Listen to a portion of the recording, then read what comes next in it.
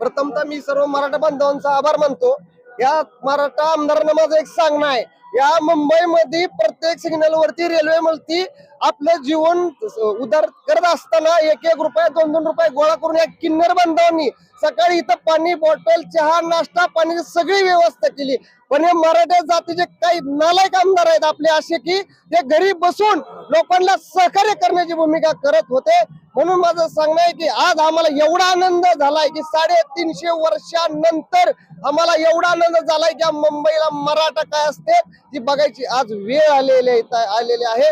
आणि या ठिकाणी मला एवढं सांगणं आहे की आम्ही सकाळी आमचं एवढी हाल झाले आमचे की आम्हाला झोपेतून उठवलं, इथं थांबायचं नाही सांगितलं, एवढा आमच्यावरती दबाव होता। आम्ही या ठिकाणी आलो, आम्हाला इथं सुद्धा थांबायचं नाही सांगितलं, तुम्ही इथं थांबायचं नाही, मुंबई खाली करायची। आम्हाला 5-5 वेळेस या ठिकाणी आम्हाला गाडी हलवण्यास सांगण्यात आली, पण आमच्या मदतीला कोणी मराठा आमदार आला नाही, कोणी नेता आला नाही।